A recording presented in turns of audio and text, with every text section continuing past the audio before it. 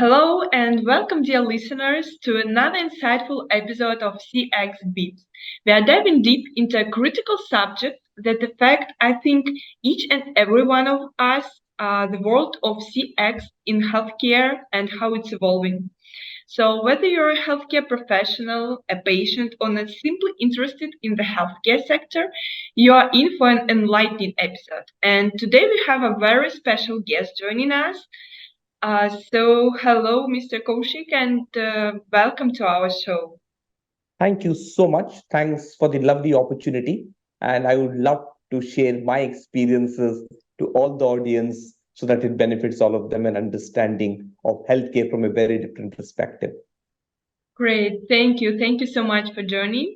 Could you please introduce yourself and provide some background information on your role as the head of service excellence and customer experience? Okay, so I will make it short, crisp, and more like a story because people don't remember a lot of things, they only remember stories. So, by education, I'm a hotel management professional and I work with some of the finest hotels of India, Asia, and of the world. I started working with the Taj, with the ITCs, with the Marriott. So, that's my exposure and have got more than 11, 12 years of experience working in the hotel industry. I started my career more as a frontline employee in hotels and then started growing up the ladder till the time I finally left hotels. I was assistant manager, food and beverage for a very, very renowned group known as the Marriott Hotels. Uh, I did a very, very short tenure with Dell Computers, where I was primarily responsible for running the Michael Dell escalation queue. Mhm. Then I once again got an opportunity to go back to hotels, but at a very different role, and that was at a strategic role. So I joined one of the best hotels of the world, the Taj Mahal Palace in Tower, Mumbai, at in India, to head their CX function at a hotel level. So that is where I started looking CX from a strategy perspective, right? There came an opportunity. I will more than an opportunity. I'm sure everybody remembers this incident of 26/11, the Mumbai terror attacks. So Mhm. at that point of time, both me and my wife, both of us used to work for that hotel. And that was the first time I experienced healthcare from a very different perspective. That was the first time in my life where I could have entered a mortuary. First time in my life where I could have entered in an MDCCU. Today, I can tell so much about this, but when I entered, I didn't even know what the full form was. And I went back home and I realized in hotels, you do so many things to make a happy customer. And still, Mhm. sometimes you are not able to provide a great experience. And in healthcare, the requirement is so small, but still, people are not able to go that extra mile. So, this thought was with me, kept thinking about this, and said to myself, if ever I get an opportunity to work in healthcare, I will definitely work. And Mhm. I'm a firm believer of destiny. I always feel and say, if you want something from within, all the forces of the earth come together to make it happen for you. And that is when my journey in healthcare started way back in the year 2011. So I was Mhm. fortunate enough to join one of the largest hospital chains in, I think, the Middle East and Southeast Asia, that is Apollo Hospitals Enterprise Limited. A big, Mhm. big thanks, I think, to Dr. Preeta Reddy, Ms. Sangeeta Reddy, who then hired me as to head their customer experience vertical, and we used to call it the service excellence in 2011. So that is when my journey in healthcare started. And from there, recently over last 4 years, right now, currently, I head the CX function for a group known as Medcare Hospitals and Medical Centers, which is the premium segment of the DM Aster Healthcare Group. So that is in short about me and what brings me here. Great, thanks a lot for sharing. It was very, very interesting to listen to your story. So let's get down to the business. And I have a couple, not a couple, actually, a lot of questions for you to cover today. Okay. So let's start. Why do you think that mature service industries are shifting from providing great service to creating an experience for every customer? See, I think I look at it this way. We all human beings, we are more emotional than rational, right? Mm-hmm. And we like it, we do not like it. Perception is reality. You might do 101 reviews to say the customer, the guest is wrong. But at the end of the day, once a customer has a perception about the brand, he is going out and speaking about his experience to everyone, both bad as well as good.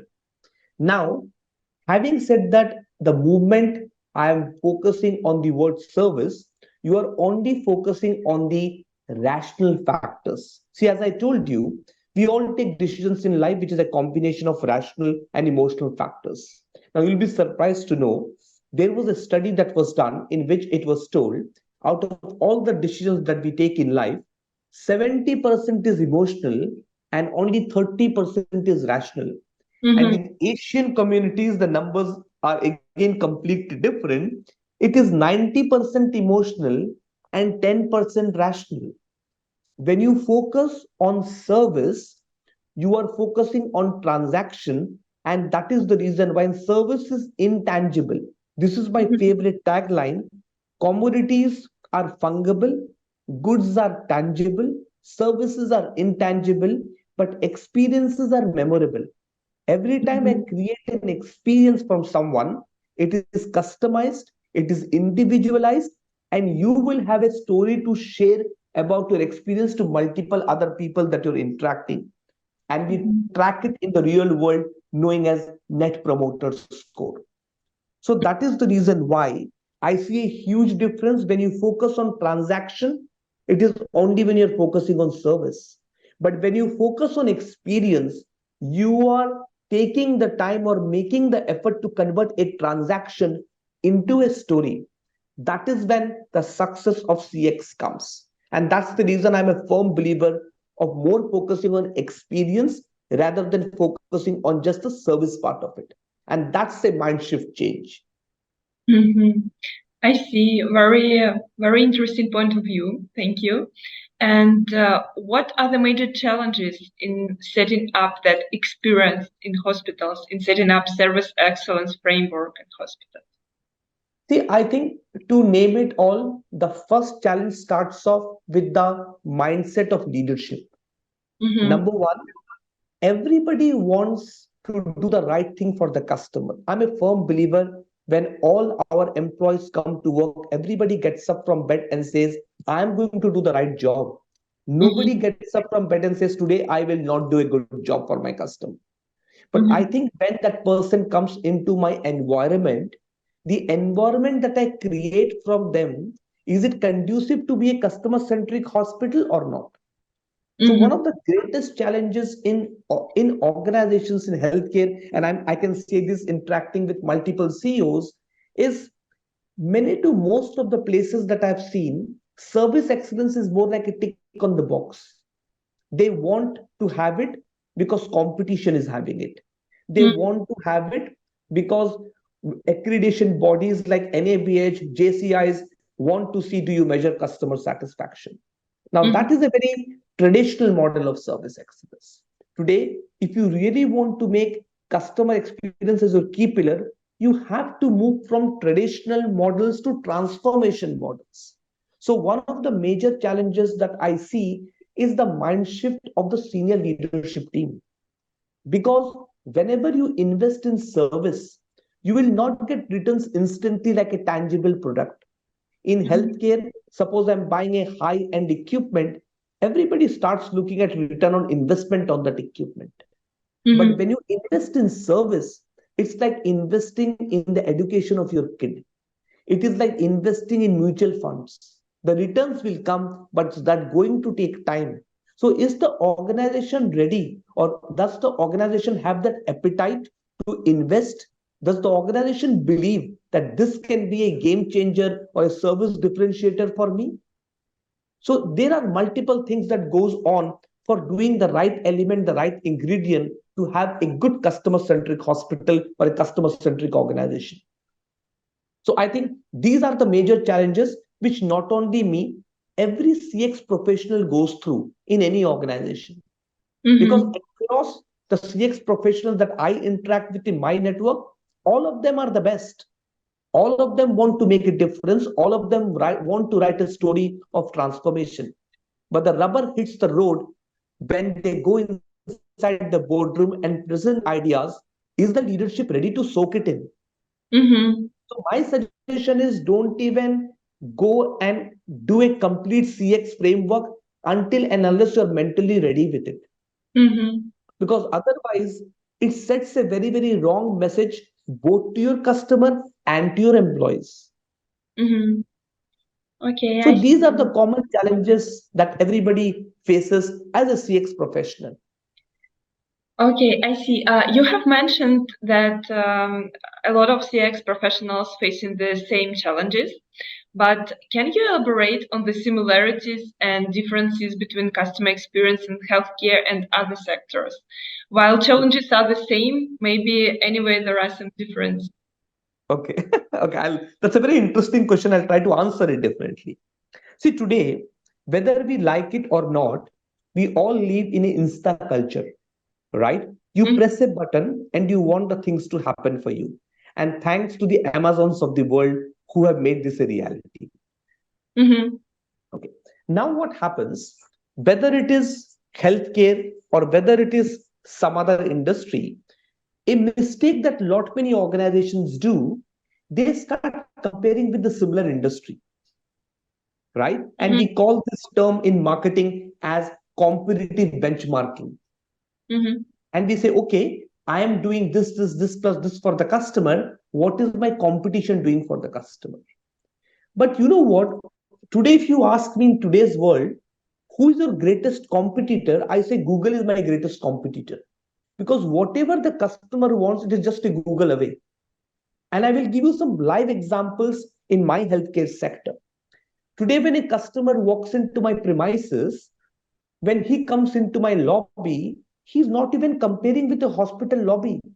He's comparing it with a hotel lobby. So Mm-hmm. why should I compare with a hospital lobby and say I am better than the competitor? Do I have the appetite to compare with a hospital lobby or a hotel lobby? Because that is when you raise the bar. Mm-hmm. So then I say, okay, what are the essential ingredients that I need to have to make it like the hotel lobby? Number one is few innovations that I have done is all my hospitals and all my medical centers. I have got 5 hospitals and 20 medical centers under the brand name of Medcare. We use a signature aroma. We use a oil that is patented by us and it comes from Paris. Mm-hmm. So all my hospitals have a similar fragrance and we call it the Medcare fragrance.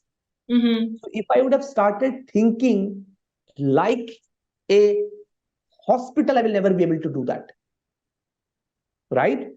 Today, when they go down to the public washrooms, normally, and others should not take it wrongly, they will say hospital washrooms are not the neatest and the cleanest ones because of the footfalls that we have. They require frequent cleaning. But you know what I tell them? Today, if you go to the largest mall of the world, that is the Dubai Mall, their washrooms are absolutely clean, neat. So, me operating in Dubai, people is not benchmarking my washroom with one more washroom in some other hospital. He's benchmarking me with a Dubai Mall washroom. So, Mm-hmm. there is no excuse why it cannot be the same neat and clean. Mm-hmm. Today, Yeah, when I he see. goes to the billing counters, when he's waiting for to see a doctor, when he's waiting to pay his bills, when he's going for his investigations, he's constantly comparing with me to the banking industry. He's saying in banking, if there can be a token system, queuing system, which tells me how much should I wait to see the doctor, why can't that be done for healthcare? Mm-hmm. So I wear those lens that my customer is wearing today in terms of comparing. Like there are 2, 3 line elements that I do, which is very unique. All my patients, when they get admitted, I give them a pillow menu. Now, if you look at a pillow menu, is only offered in a five-star luxury hotel. But the Mm-hmm. patient that I'm targeting have experienced five-star luxury hotels. So when they sleep in the hospital bed, the as a patient, one thing that is always there with me is my pillow and the bed. Because I'm not a hotel guest that I'm roaming around in the morning and coming back in the night to have a sound sleep. So today, when my patients get admitted, I present them with a pillow menu and say, "Tell me the pillow that you want to sleep on. That will make your stay comfortable." Mm-hmm. So that's why I say we need to change the lens of how we compare every single touch point in the customer journey. And I'm a firm believer every time you don't have to innovate. If some industries are doing it really very well, understand the practice, come back, copy it to the culture of your organization and replicate and sustain. So that's my thought process on what you had Mm-hmm. asked. I see. Thanks a lot for sharing your thoughts here. Very innovative approach, I want to say, and the standards are very high now. I think that's the reason you need to compare with everything and go after not only your direct competitors, but maybe some other companies and industries. Yeah, I agree with you. Uh, Over the years, have you observed any changes in the expectations of patients? Are they evolving when it comes to customer experience, patient experience? Yes, the answer is obviously yes, and it links very much to my previous answer. See, Mm-hmm. today, with the world moving forward, and thanks to the multiple, I call it the world of digitization and the world of instant culture, right? Mm-hmm. Where everything, all my customers today wants things at the press of a button. And Mm-hmm. whether we like it, whether we don't like it, there are few things in healthcare that still has to wait and come. For example, if you give your blood samples today, it will take some time for me to process your blood samples and get back to you. When you Mm-hmm. give your any when you give your biopsy, when I take your biopsy samples, still takes me a certain amount of time for me to get back to you. So Mm-hmm. what is happening with today's patients, and thanks to technology, thanks to Google, a patient does all the research about the symptoms, all the research about what is the disease like before he's sitting with the consultant. So he is giving consultant three, four more ideas what can be done rather than the consultant advising him. So Mm-hmm. today's customer is informed, today's customer is knowledgeable, today's customer has got access to information, and you need to respect that. So Mm-hmm. today, there's a huge mind shift change between there was a time when doctors were at a different level and the patient was at a different level. Today, if both of them are at the same level, Mm-hmm. we like it, do not like it in healthcare, primary healthcare models and secondary healthcare models are more becoming like commodities today. The only difference that you can create is only through experience that you provide. Today, Mm-hmm. gone are the days that I will wait endlessly to see a doctor. Today, I value my time more equally if a doctor values time. So, one thing that we constantly strive to do that a patient should not wait in my premises for more than 15 to 20 minutes for a scheduled appointment. But if I go 10 years back, whole day I will take leave and wait for the doctor to see me. So the trends are changing. To the Mm-hmm. patients, because of the exposure to the world, they are becoming more and more savvy about what is happening. And today is the world that belongs to the customer, and put them in the center of things, and do not put consultants and nurses in the center of things. The moment you put customers in the center of things, rest everything becomes very easy for you. That's a Mm-hmm. huge change that is happening today. Okay, I see. So you have mentioned that customers are so good used to these digital solutions, and Mhm. they like this digitalization part, and actually it is a significant driver of change in many Mhm. industries. But Right? while digital solutions offer convenience, how do you Mhm. ensure that the human factor remains an integral part? Okay, so let me tell you, so rightly said, today is a digital world. Today is a world of AI. Today is a world of chatbots. Today is a world where everybody wants everything at the click of a button. Now, I can tell you Mm-hmm. what I primarily do for Medcare hospitals and medical centers. Under the service excellence umbrella, I have four pillars. The first pillar is my pillar of digitization. The second pillar is my pillar of human experience, right? Mm-hmm. And I will tell you what we do under that pillar and why this pillar is so critical. You could have the best equipment, you could have the best infrastructure, you could have the best technology in the world in the healthcare.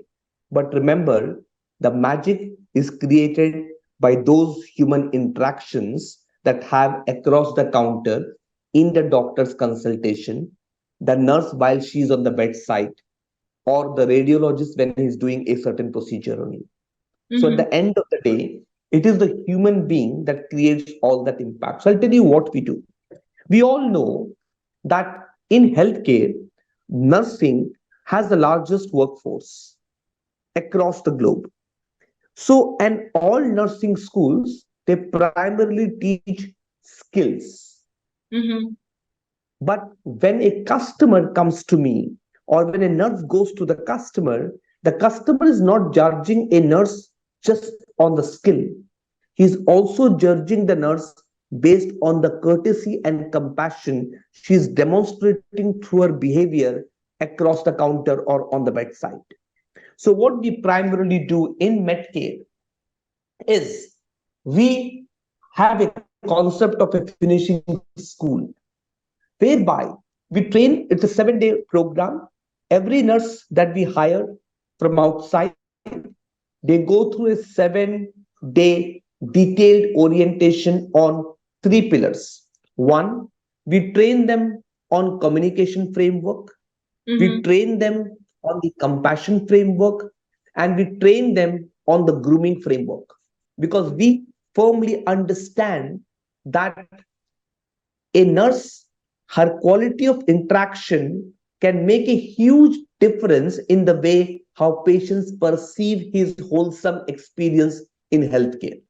Mm-hmm. So let me explain this to you with illustration. Say, for example, there is a patient and I get admitted in one of the hospitals, and there's a nurse who comes to see me every day because, as a routine, she has to collect my blood sample to just check my sugar level and other reports. She comes to me in the morning. I see the needle, I see the injection in her hands, and what happens to me? My anxiety levels are high. When my anxiety levels go high, my blood pressure goes high. When my blood pressure goes high, my pain threshold goes low, and even a small prick will actually hurt me Mm-hmm. because there's a pin drop silence in the room when the nurse comes to draw her procedure. She must have taken the blood from the first prick. So, was the nurse good? The nurse was good. Was the nurse skilled? The nurse was skilled. How much would I rate this entire experience? I would probably give it a 3. Mm-hmm. Right? Now let's turnkey Yeah, this. I see. I have a nurse who is bubbly, who is jovial, and let me call her name as Nancy, just as illustration. So Nancy comes in the room, Nancy knocks the door. We teach every nurse knock the door and say, "Hi, I'm Nancy, and I am here to draw your blood today."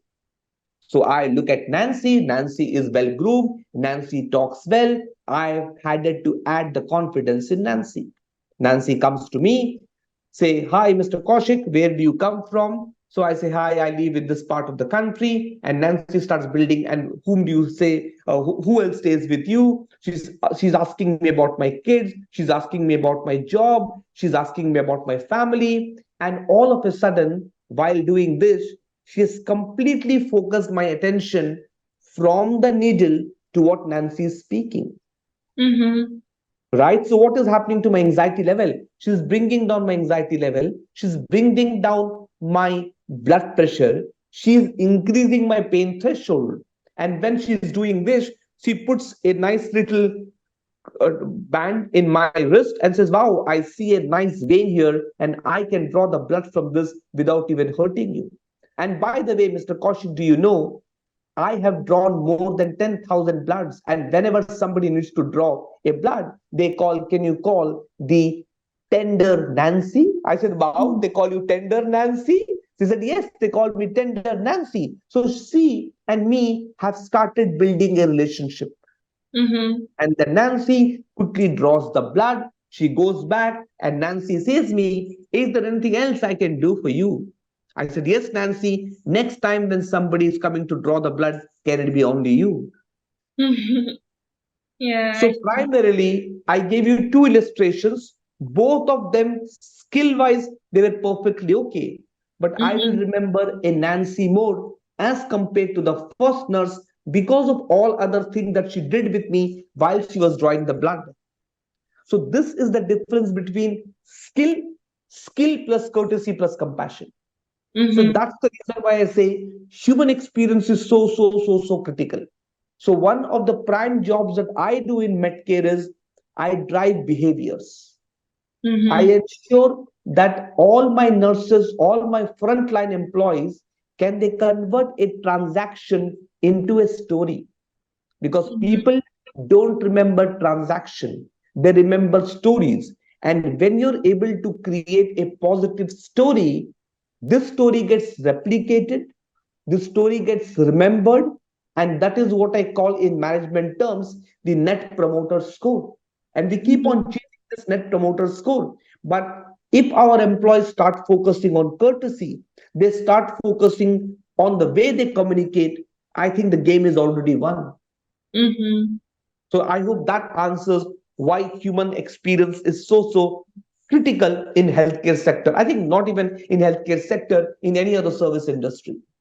Mm-hmm. Yeah, correct, correct. I see. Thank you. And what is your opinion about this shift in focus from illness treatment to wellness promotion? How this shift impacted the way you approach and enhance the patient experience? It's better to say stories about wellness, I think, that illness. Yeah. See, I look at it this way. Now today we know that all the countries are becoming very high on blood pressures. The amount of mortality that we are seeing today because of the cardiac arrest, because of diabetes is significantly very high. And Mm-hmm. that puts a huge pressure on our healthcare systems, right? Mm-hmm. There are shortage of good doctors, there are shortage of hospital beds, there are shortage of nurses. Today, people think of coming to me when they are sick. I want people to come to us when they're perfectly okay. Mm-hmm. And that is when the focus has to shift from illness to wellness. I Mm-hmm. think government needs to play a very big role in this, right? Lot of organizations are today taking a step forward in saying you should do your health check mandatorily once in a year. Because Mm-hmm. today what happens, right? We one thing, and thanks to our lifestyle changes, thanks to our eating habits, because of the insta culture, we all eat ready-made foods, right? Mm-hmm. We want to quickly cut something, put in a pan and cook and have. So the Mm-hmm. nutrition value has already disappeared. Yeah, So that's today true. what is happening because of all of that, there are a lot of, I call it lifestyle diseases. Mm-hmm. Now, what we want to do and what today good organizations are focusing on, they are saying that you should treat yourself once in a year. Come to us, show to a doctor, let's understand your body because your body sends you multiple signals. Today, let's talk of one of the most deadliest disease called cancer, right? Now, Mm-hmm. what happens? People come at a stage 3 or a stage 4 of cancer, they spend a lot of money and still we are not able to save a life because he has come at the last stage and the cancer is Mm-hmm. already spread. I would encourage people, do your health checks every year, because I as an individual, I do my blood sample check once every 3 months just to ensure that am I living healthy today. It's not important to live longer, it's important to live healthy because then you're creating less burden on the system. Mm-hmm. And for this, I think education plays a very critical role. If the hospital today, honestly speaking, my industry is an industry where nobody wants to come happy except expecting mothers. But the Mm-hmm. moment I start changing the environment of that industry, And second, people come to me being happy. Can they come for their routine checks every year? Mm-hmm. So I think the industry is moving there, and but it requires a lot of effort from the public-private partnership, the effort from our consultants, constant education. I think the way what is being taught in school about health needs to completely change. It has to move from primarily cure to prevention. So Mm-hmm. it's a long journey. It will take time. It's a long journey. But I think education is the only one thing that's going to help us in this. Mm-hmm. Mm-hmm. So Okay. that's my prime thought on this. Okay, great. Thank you. We have actually discussed a lot of questions already. We have covered digitalization and trends and challenges. And what about the future of customer experience? Looking ahead, what trends and innovations do you anticipate will further shape the evolution of patient experience in the healthcare industry? And maybe you can tell how is your organization preparing for these changes? See, I think as I told you, as and more we evolve, and thanks to the chat GPTs of the world, thanks to the AIs of the world, today everybody is focusing on how can I get everything readily available without even visiting the hospitals, right? Mm-hmm. And thanks to COVID, I mean to say, I always say this in multiple forums, what good CIOs could not do, COVID did. Because COVID pushed us to a corner. Even Mm-hmm. organizations that were not ready for the digital journey had to take the journey because that was required for their survival, Mm-hmm. right? So I look at it this way. Today, when you look at the entire patient journey map, there are multiple, and I'm talking this primarily more in healthcare.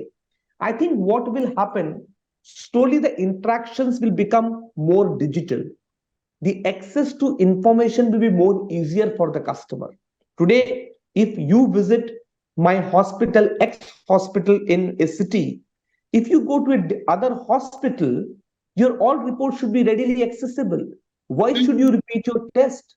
And thanks to UAE, this, by the way, they are taking a huge step in this direction, whereby they have a platform called Nabit, whereby if you go to any hospital in UAE and if you shift your hospital, all your records are visible, and Mm-hmm. look at how it benefits the patient. So today patient is looking, he needs to, and obviously if he needs to book an appointment, it should be app based from his mobile, because today our lives are around our mobiles. He Mm-hmm. should be able to make his payment through the mobile. When he walks in, he should be there to park his car without lot of friction.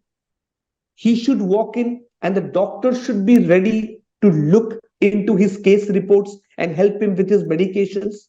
By the time he goes outside the hospital, the medicine should be sent to his home, because he does not want to wait in the pharmacy to wait for his Mm-hmm. medication. Or if he has to do a investigation or a blood sample, he goes there and all the payments can happen. So while he is in the hospital, a constant app is talking to the person in terms of what he needs to do next. That is the future. Yeah. Whether we like it, we do not like it, that is the future. But this is a solid conjunction that needs to happen between the digital world and the human world. It might take time, but I don't see it very far away. Mm-hmm. So that Yeah. is the world of CX in healthcare. And Yeah. That. as CX operators, I think our job more would be to work with operations team to understand the bottlenecks that we have today in the system, and how we can make the journey more frictionless, Mm-hmm. and how as CX leaders can we constantly look at a process and say, can it be more efficient? Can it be more customer friendly? Can it be more employee friendly? Mm-hmm. So Yeah. that's my take on it. Yeah. Great. Thank you. Thank you very much. I want to extend my sincere gratitude to you today. Thank you for sharing insights on the world of customer experience in healthcare. I don't have any questions left, so this is it. You Okay. shared great experience, shed light on importance of empathy, communication, and innovation in the industry. And I hope our dear listeners have gained valuable insights from this conversation. So thank you a lot, Kowshik, for joining us today, and I look forward to having you back somewhere in the future.